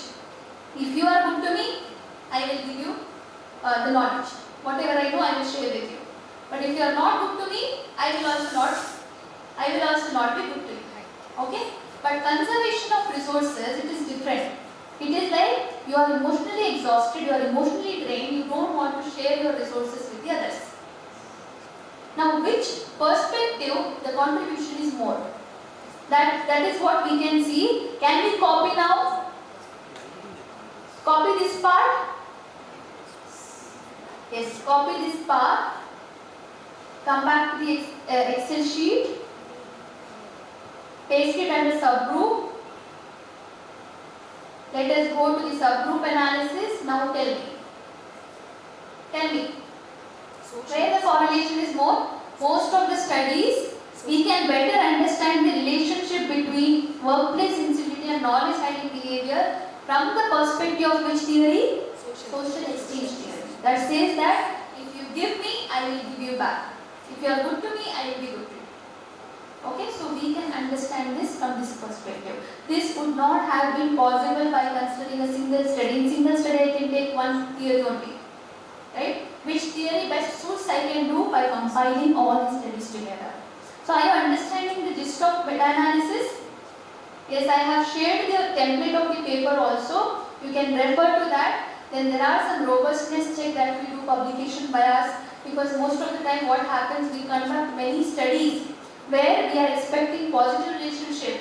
In some cases, if we get negative relationship, we may think that the reviewer will not accept this negative relationship. So you will not go to publish that. That will be kept aside. That is the concept of publication bias. That means when you are doing the meta-analysis, because many researchers have not published their contradictory finding, thinking that nobody will accept it, those studies cannot be considered for meta-analysis. As a result, they are not taking all the studies that is required to come up with the unbiased conclusion. That is the reason publication bias is one of the important robustness check under meta-analysis. There are many more things, funnel plot and other things. Now we will move on to the qualitative. How many minutes we have? We have exceeded the time. Okay, one last 7 minutes, not more than that. Okay. Now can you see this qualitative? Those who do not want to touch upon your statistical parts and other things from the literature review, you have this way. Prisma will be same. Please, that 6 months you have to spend. Okay, 6 months is very important. That extracting the literature, coding it, all that will be common in meta-analysis also, systematic literature review also. This has to be prepared. This is from our paper where we try to analyze the AI in Islamic finance. How AI has improved Islamic finance. So this is the literature that we have got. Everything should be reported. Tell me one by one what we need to report. Database, what was the keyword, what was the language, subject area, then how many duplicates were found and how many screening was done and which was suitable. Everything should be reported. And this is what you do in your systematic literature review. There are different frameworks to conduct the systematic literature review, such as TCCM approach. Have you heard of that? TCCM approach is nothing but each and every article, which theory they have used, which context they have used, which characteristics they have used, which methodology they have used. Yes? And some take it only TCM. And there is also a framework called as ADO framework. Antecedents, decision, outcome. What were the antecedents they have, each and every articles have considered? What was the decision they have considered? What is the outcome they have considered? Everything is subjective. Everything is in the form of text. Do you understand? What you have to do for this? You have to create an Excel sheet. I have an Excel sheet. I can show that, but we don't have the internet. So, what we have done in this study, the first will be for the study name, like how it is there in this data extraction sheet. Then second part is TCCM. T first column, C second column, C third column, M fourth column. What was the theory they used? What was the characteristics they used? What was the context they used? What was the methodology they used? Same ADO. Then you are going to synthesize all the articles, independent variables, all the articles theories that you have used, everything manually. There is a Ryan software that can be used for the 6-month process. You can use Ryan software. Okay, that is AI, where you have the option of screening the article and you have the option of connecting to the collaborator. Suppose there are 200 articles, there are 3 people working on that, and I am giving the access to that 300 article to all my authors. They are also reviewing, I am also reviewing, and they are also reviewing. Third person is also reviewing. So whatever I am reviewing, I will be putting a tick mark to that. And remaining will be available for the other 2 reviewers or 2 researchers. So this way you can avoid the redundancy. You can also ensure that all the articles are reviewed from everybody. Or else you have to segregate between the reviewers, right? The researchers, right? So this is one of the very beneficial tool, Rayan software. Okay, you can go with that, but limitation is there. After some trials, you have to stop. You have to pay and you have to do. This is common in all sorts of AIs. Okay? Yeah, so this is how they have done. They have used PCCM. I don't know whether I can open this paper. Yeah, I can open this paper. So they have not shown in the table form. This is about consumer ethics. See, they have compiled bibliometric as well as systematic literature review. Yeah. So here starts the synthesis and findings. What is the first one? T. You cannot see.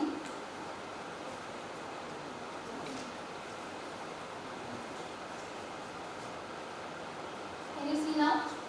So this is the paper, and here they have mentioned how many articles they have referred, and see 106 articles they have referred, and from which year to which year, and what they found, everything. It is about consumer ethics. Okay? And they have also presented bibliometric analysis, and they have provided a clear explanation on each and every keywords and how many databases they used. In top 10 journals, you will find these two databases on Scopus, Web of Science. Max to Max, ProQuest. Okay, everything. But here they have not used Prisma, but they used SPAR. It is similar to Prisma, but not as rigid as Prisma. Little bit liberal. Okay, one of us, we used this one, SPAR, for one of our study. Yeah, everything is mentioned, your keywords, how many articles, then your, what was the inclusion criteria, what was the exclusion criteria, and this is some of the bibliometric trends. How many number of publications are done. And if we move further, this is the result section. Here they have used TCCM approach to do a systematic literature review. What the T stands for? It is nothing but the theoretical perspective. And they have discussed all the theories related to consumer ethics. They have, see here, these are the theories they have discussed, and here, this is bibliometric, don't see this part. Can you see this? Theoretical perspective research. Which theory, who has used, and how many articles has used these theories. Very clearly they have mentioned. So many theories were used to explain consumer ethics. Then comes what? TCC. We have C. What is C? Context. Context means in which country, which context they have done the study related to consumer ethics. So here they have discussed about various countries, Asia, or Belgium, France, Germany, in which context the studies were done. After context, what do we have? Characteristics. Characteristics is more into the constructs, which are the variables they discussed. So these were the variables that were discussed. These were the countries. Second one, context. And these were the variables, right? And finally the last one, M. Where is M? Methodologies. Which were the methodologies used? I think that also they have put in the, no, they have not put in the table. So this is how it should be done. And they came up with, this is for the methodology. See, these were the methodologies used in the area of consumer ethics. You are collecting, extracting all the data from the every literature, then you are compiling that and synthesizing the results. So this is how the SLR should be done. This was manual. Yes, this they have done manually. In Excel sheet, whatever we have. Excel sheet, yes. But here ultimately now what, this is 2021-20's paper. Now what they are expecting that you bring some theory from that, or at least the conceptual model from the literatures. So that this conceptual model can be taken by the future researchers and they can test that. They're synthesizing all the variables in one. Yes. But there should be logical flow. and you should connect that with some old theory and bring some addition to the old theory. This is what they are expecting now. Okay, so this is all about that. I had many more things to present, but I will be winding up because I have already taken 15 minutes of yours. We have theoretical review, many reviews are there. Scoping review, all these articles I will share with you. This is methodological review only discussing the methodologies. And I wanted to discuss about this too, but we don't have time. Literature review in the research paper, how it should be and how you have to build the conceptual model using the theory, all that things. Because in the literature review section, if you in the general research paper, your literature review section must have the discussion of the background to identify the research gap, first thing. Then the theories to establish the relationship between the variable, and third important thing is the hypothesis development if it is a primary study. These three things also should be discussed in the literature review part. So this in detail I had done, but we don't have time. In the coming future, whenever we get a time, we can discuss on that. Okay, so this is about theories, steps to go with that. Yeah, I will just wind up. So all these common mistakes should be avoided. Mistakes are very important because we grow when we do mistakes. So in the literature review, please avoid these mistakes. That is, doing a review article by article. Nobody is interested. Don't do that because they have the abstract. We already have the abstract. Why I have to do the review article by article?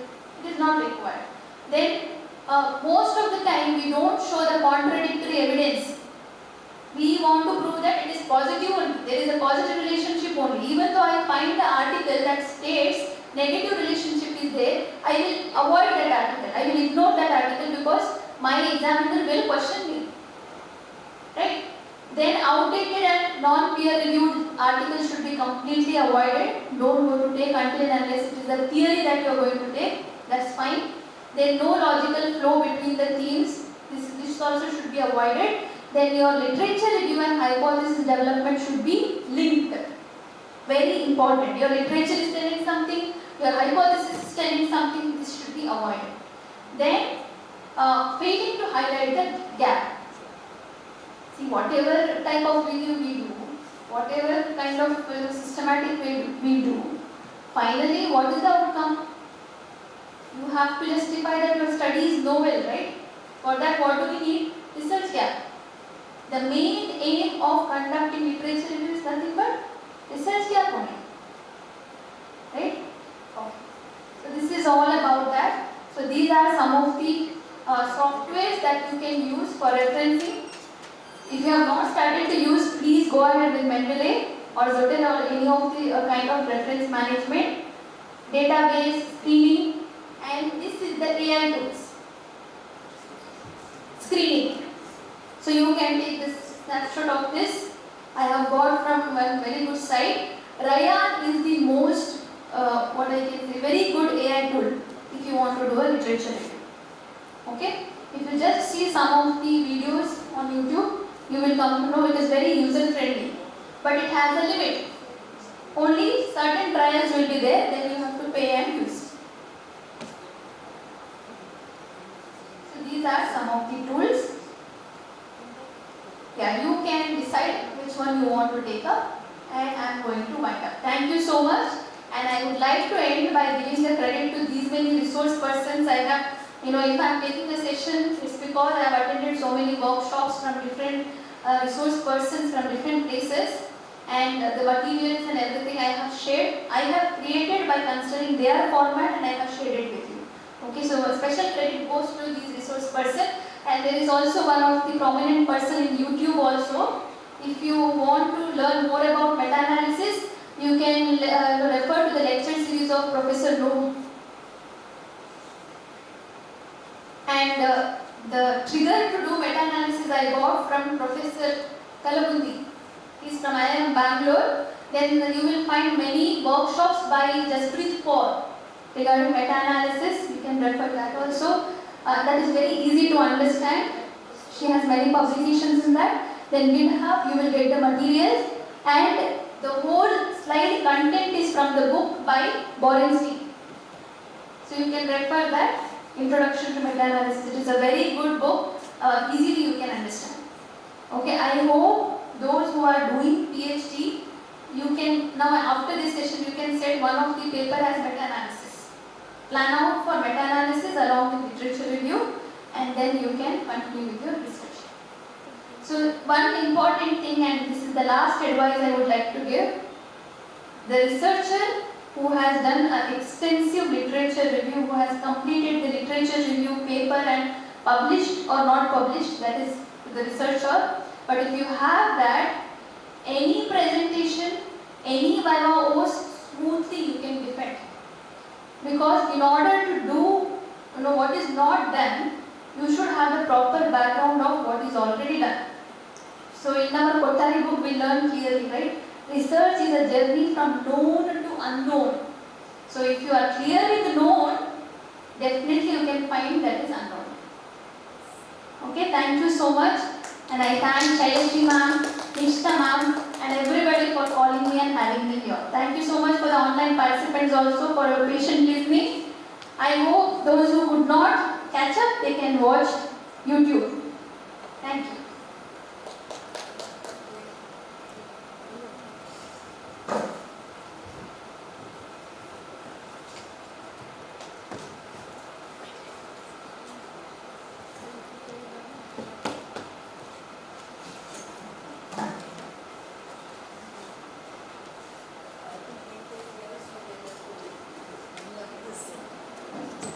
A warm evening to everyone present here.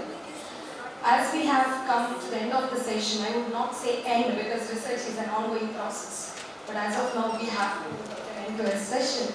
It's my privilege to propose a vote of thanks. So on behalf of our university, I would like to extend a heartfelt, a very warm gratitude to our esteemed resource person, Dr. S.M.D. Habawin ma'am, for her very enriching and enriching session. So also I would like to thank our institute's dean, management, and supporting committee, who is the organizers for this opportunity and support they have given throughout this workshop, and all the participants online and offline for their active participation.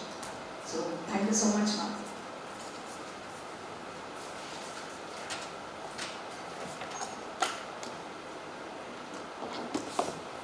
Now I request our research coordinator along with the program coordinator to gratitude the resource person, Dr. Reha. We are very glad to have you with us, and even we hope in future for our any call, she will be available for all of us to teach the new things, to experience the new things. Thank you so much.